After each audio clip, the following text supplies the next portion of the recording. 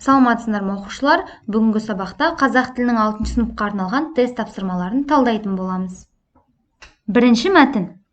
Ұлы жібек жолының бір тармағы Египет пен Вавилонда, Иранда өте қымбат бағаланатын әдемі көк тас лазурит тасымалданған лазурит жолы деп аталған. Екінші тармағы Қытайдағы императорлар мен ақсүйектердің сүйікті заты болған әшекейлер жасау үшін әдемі нефрит тасын тасымалдайтын нефрит жолы болған. Ал үшінші бұлғын жолы мен қымбат бағалы терілер сатылған. Ғалымдардың анықталғанындай, бұл біздің заманымыздан бұрын 2 ғасырда болған. Ұлы жібек жолы ежелгі Қазақстан жерімен де өткен. Жібек жолын зерттеудің әрі маңызды, әрі сирек олжасы отырардан табылған күміс ақша мен заттар көмбесі. Кіші Азия қалалары шеберханаларының бірінде жасалған белдік айылбастар теңдесі жоқ жәдігерлер. Ол арқылы Қытайдан сыйлық ретінде жібек мата, күріш, әдемі заттардың көп мөлшері түсіп жатқан. Ғұндар жібектің бір бөлігін жерорта теңізі шеберлерінің бұйымдарына айырбастау үшін Қара теңіздегі грек отарлары мен Боспор патшалығына Сахара арқылы жіберіп отырған. Жібектің құдіреті ұлы жібек жолы атауының шығуы осы уақытта батыс елдері үшін қымбат тауар жібекпен байланысты. Жібек құртынан жібекті дайындау құпиясын қытайлықтар шамамен 5000 жыл бұрын ашты. Бірінші сұраққа назар аударайық. Жібекті дайындау құпиясын қытайлықтар қашан ашты? Соңғы абзацтағы соңғы сөйлемге назар аударсақ, 5000 жыл бұрын, демек д нұсқасы. Келесі сұрақ, ұлы жібек жолы неше тармаққа бөлінген? Біріншісі лазурит жолы, екінші тармағы нефрит жолы, ал үшінші тармақ ол бұлғын жолымен бөлінген, яғни мұнда да д нұсқасы. Үшінші сұраққа назар аударайық, жібек неден дайындалды? Соңғы сөйлемге назар аударсаңыз, жібек құртынан жібекті дайындау құпиясын қытайлықтар шамамен 5000 жыл бұрын ашқан, демек жібек құртынан с нұсқасы. Төртінші сұрақ, мәтін бойынша жібектің Қазақстан мемлекетімен де тасымалданғанын қайдан білеміз? Екінші абзацта белгілегенімдей, отырардан табылған күміс ақша мен заттар көмбесі, яғни в нұсқасы.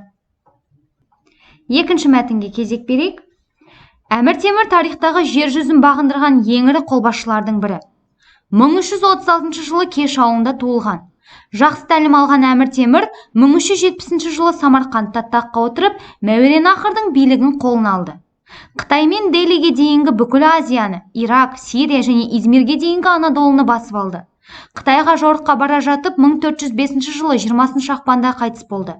Қабірі Самарқандта. Өте данышпан және ұлы әмірші болған. Өте көп медресе және кітапханалар аштырған. Шағатай мемлекетінің құрамындағы Ташкенттің әкімі болған әкесі Тарағай, атақты Нақши шейхі Әмір Құлалды құрметпен жақсы көретін. Әмір Құлал Әмір Темірге шәкірттерін Шәмсәддин Құлалды ұстаз қылып тағайындады. Самарқандтағы кесенесінде бас жағында ешқашан жанына ажырамаған ұстасы Мирбереке, дәл алдында Әмір Құлалдың баласы Омар жатыр. Әмір Темірдің жастық шағында бір қақтығыс кезінде аттан құлап, оң аяғы зақымданып жарамай қалады. Оң қолының 2 кіші саусағы сынады. Осыған байланысты әсіресе дұшпандар оны Тимурланг, яғни парсыша Ақсақ Темір деп атап кетеді. Оның үстіне 1941 жылы Кеңес үкіметі тарапынан қабір ашылған кезде 1 метр 70 сантиметр бойымен оң аяғы ақсақ болған денесін көреді. Қабірінің сыртында «Мазарымды ашқан адам менен де қорқынышты бір дұшпанға тап болады» деп жазылған айтылады. Қабір жұмыстарының ертесіне Гитлер Кеңес үкіметіне шабуылдайды. Әмір Темір 34 жасында Белх билеушісі болды.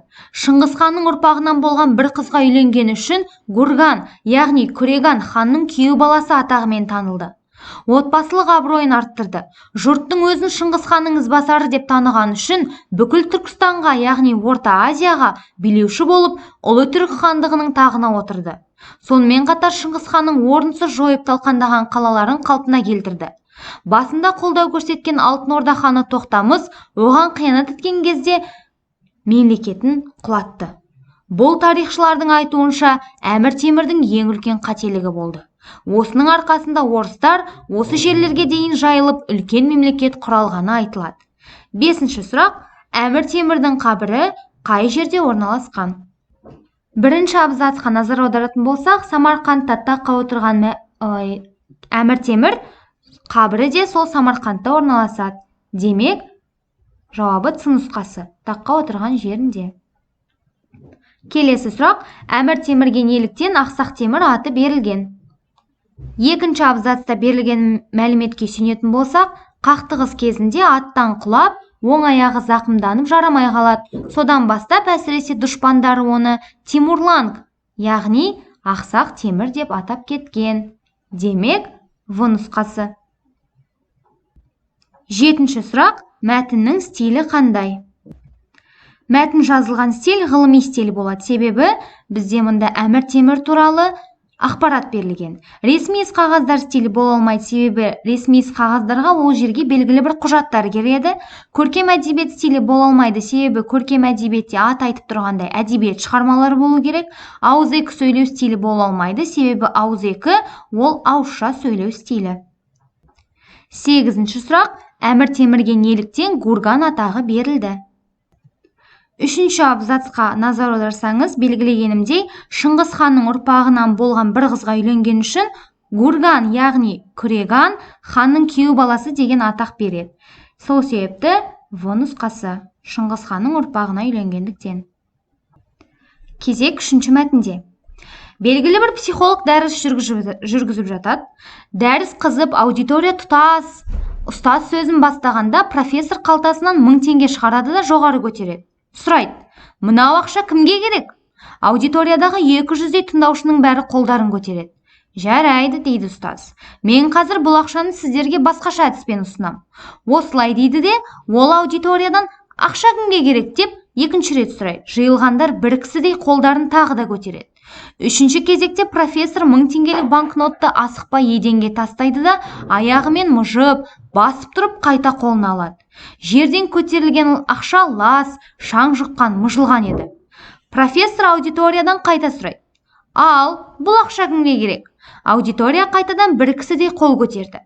Профессор оқыс жадырайды. Сөйтеді де сөйлеп кетеді. Қымбаттыларым менің, жаңа ғана сіздер өмірлеріңіздегі ең құнды сабақтың бірін алдыңыздар. Мен бұл ақшаны жерге тастап, мұжып, табанға салып тастаған менде, сіздер оны алғыларыңыз келді. Демек, ол әлі құнын жойған жоқ. Ол әлі 1000 теңге.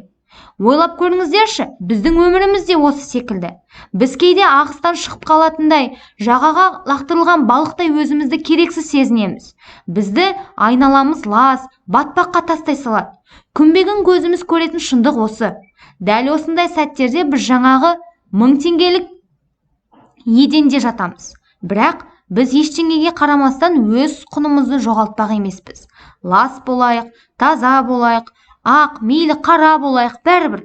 Бізді сүйетін адамдарымыз үшін біз асыл қазынамыз. Бізді адам қылатын не істегеніміз емес, кіммен бірге жүретініміз емес, бізді адам қылатын өзіміз. 9-шы сұрақ. Неге бәрі қолдарын көтерді? Бірінші абзацқа назар аударсақ, профессор аудиториядан мынау ақша кімге керек деп сұрағаннан кейін барлығы қолдарын көтерді. Демек, А нұсқасы. Келесі сұрақ, екінші рет сұрағанда да қандай жауап алды? Екінші абзацтың соңғы сөйлемінде қайтадан ақша кімге керек деп сұрағанда бәрі бір кісідей қолдарын тағы да көтерді. Демек, С нұсқасы. 11-ші сұрақ, қай абзацта өмірдің құны туралы айтылады? Үшінші абзацта өмірдің құны жайлы айтылған. С нұсқасы. Келесі сұрақ, профессор ақшаны неге теңейді? Үшінші абзацта профессор ақшаны біздің өмірімізде осы секілді деп, ақшаны өмірге теңейді. В нұсқасы. Келесі, адамды адам қылатын кім?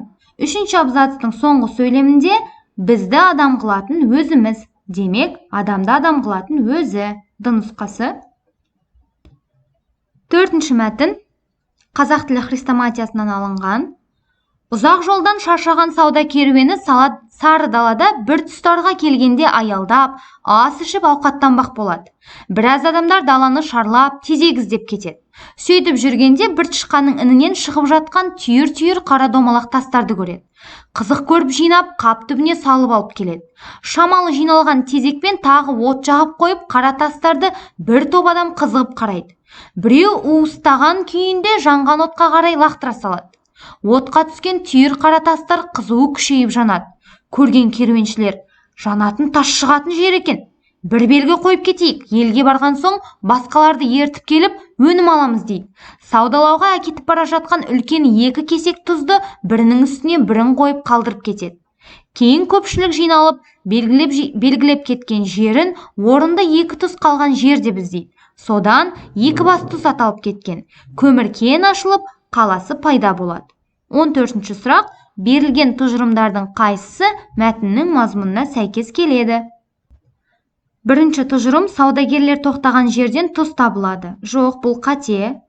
Айтылған оқиға көмір кеннің ашылуына себепкер болады. Расымен де солай. 3-ші абзацта белгілеп кеткендей, көмір кені ашылған.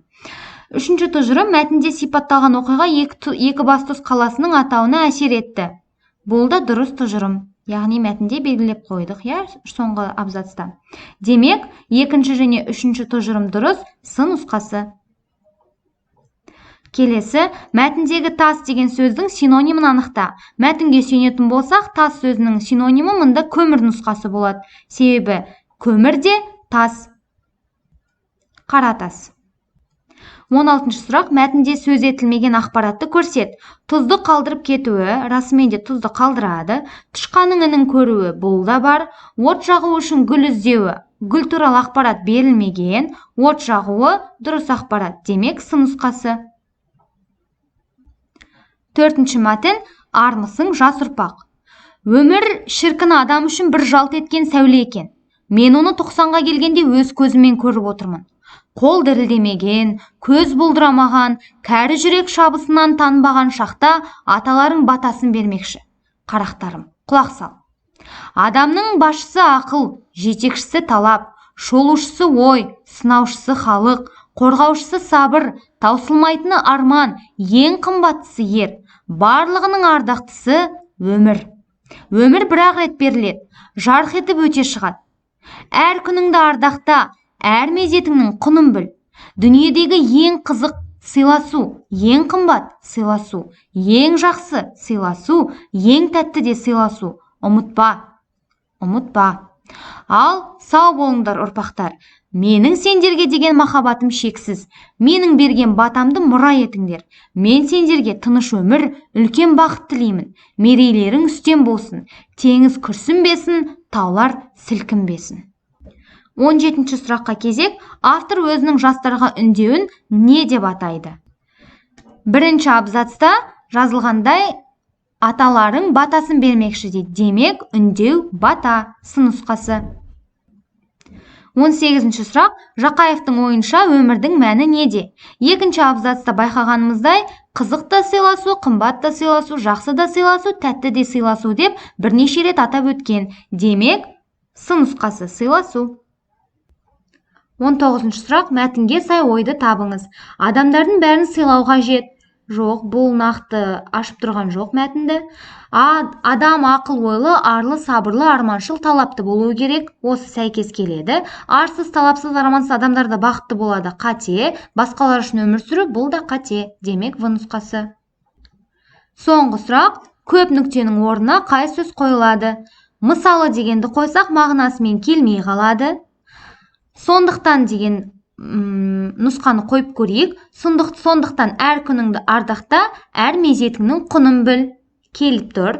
Алайда дегенде келмейді мағына бойынша, егер дегенде келмейді. Демек, В нұсқасы.